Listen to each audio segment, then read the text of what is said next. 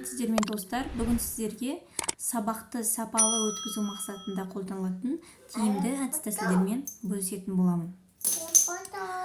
Жас маман болғандықтан барлығымызда қандай әдіс-тәсіл тиімді, қайсысы дұрыс екенін басында біле бермейміз. Сондықтан да 3-4 әдіс-тәсілді алып, сабағымызды минутпен есептеп отырсақ, біздің әр тиімді тәсіліміз уақытпен әрі жылдам жүргізілетін болады. Осындай тиімді әдістердің бірі бұл жұмыртқа жинау әдісі.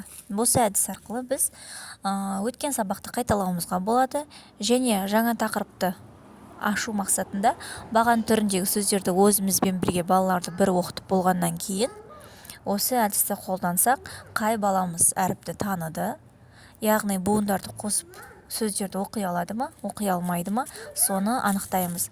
Яғни балаларға түсіндіру мақсатында жұмыртқаны, яғни тауықтың суретін шығарып алғаннан кейін соның астына жұмыртқа қағаздарын дәл жұмыртқа сияқты қиып алып, сөздерді буынға бөліп жазып, соның астына салып қоямыз. Одан кейін балалар алып сөзді дұрыс оқи алса, жұмыртқаның қорапшасына салынады, ал егер дұрыс оқи алмаса, жұмыртқаң жарылып қалды деп түсіндіретін боламыз.